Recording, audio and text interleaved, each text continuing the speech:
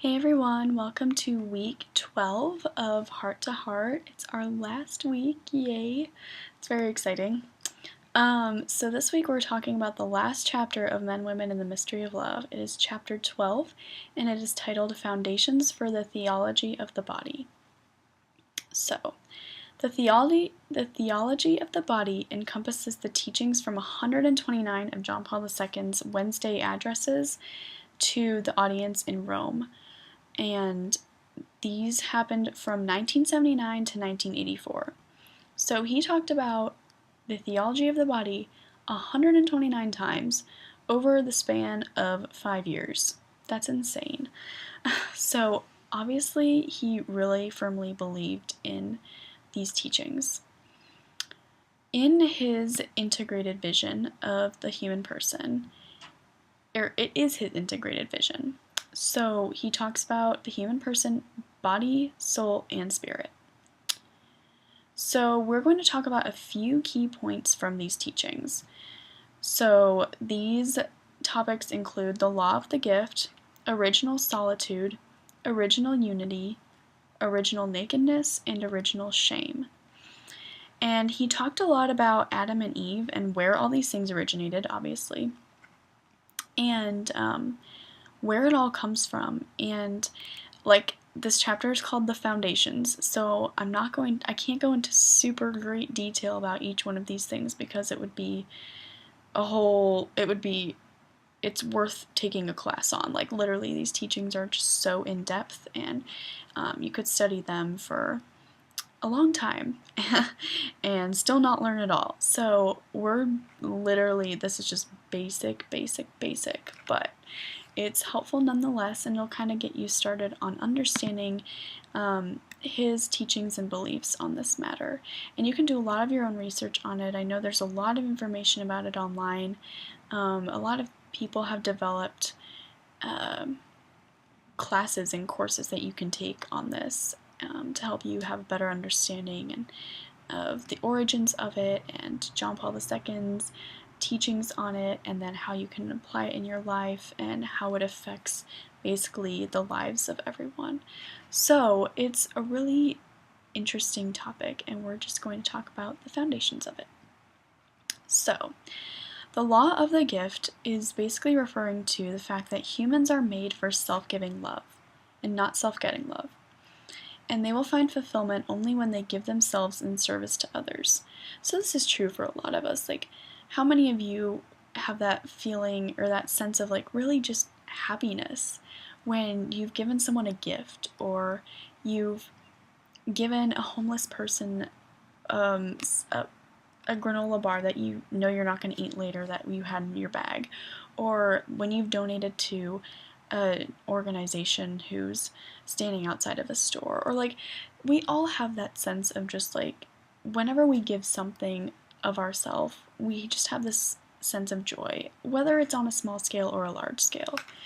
And that's proving that we're made for that self-giving love. We're not made for that self-getting love. And that can be applied to these teachings, basically. So I'm going to put up this part from this chapter of the book, and I'd just like you to read it, and we'll be back in a sec.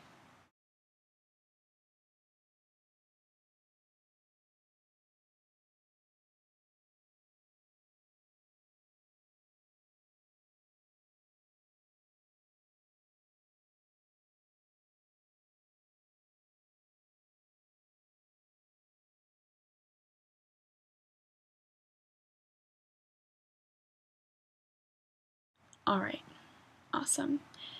So now we're going to talk about original solitude. Adam was alone in the garden, but he had a spiritual dimension that no other living creature had. Like, animals don't have that spiritual dimension that humans do. But he was the only human. So he was like, okay, so God, I kind of need someone to like share this with. Like, these animals aren't going to understand, and I can't keep this to myself. So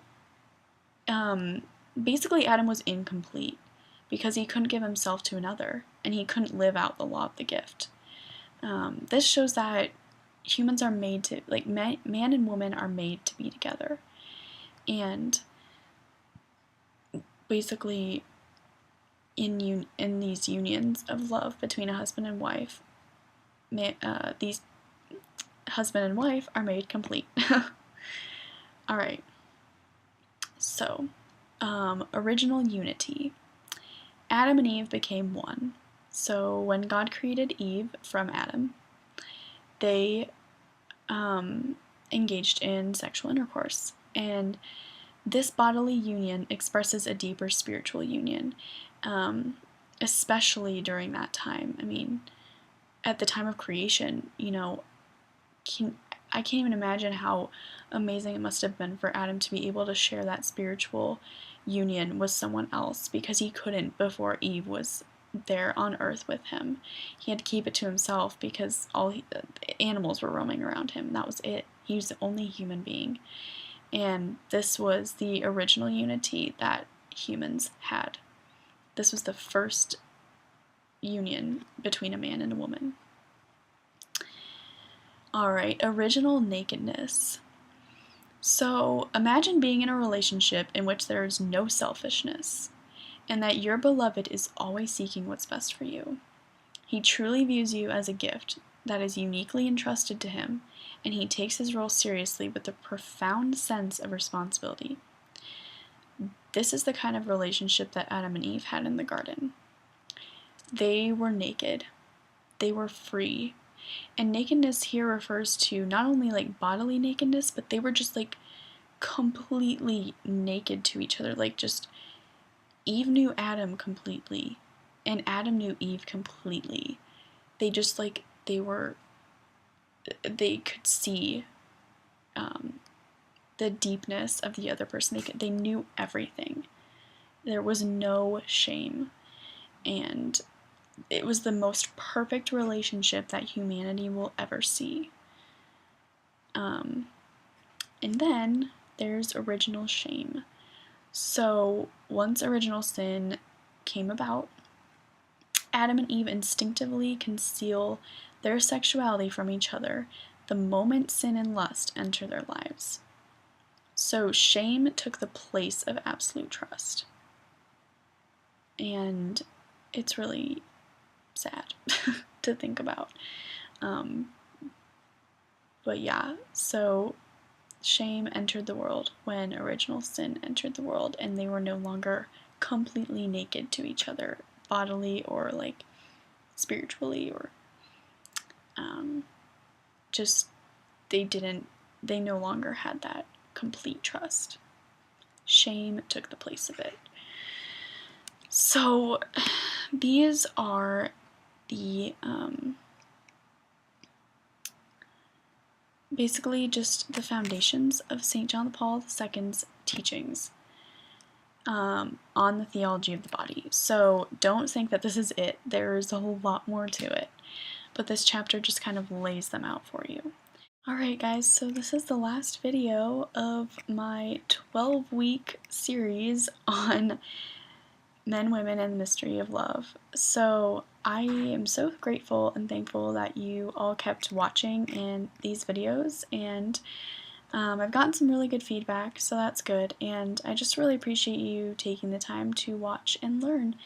And I hope that somehow these videos helped you just kind of develop your own opinion or be more informed about these topics, and I hope that you can apply them to relationships and friendships in your own life, or just having this knowledge now and moving forward in your life with that. So I really appreciate you all watching, and I will not see you next week, but if you feel so inclined, just give me some feedback in either the Facebook comments when I post it on Facebook, or in the YouTube comments when I post it on YouTube. I would really like feedback just to see like what you guys thought of this entire series as a whole, and or specific videos, or this video, or whatever. That would be really great, just so I know kind of like what you think. And yeah, so I'm just going to put up a quote that I like to end this entire web video series with. And I thank you all so much for watching Heart to Heart, and I hope that it inspired you and affected you positively.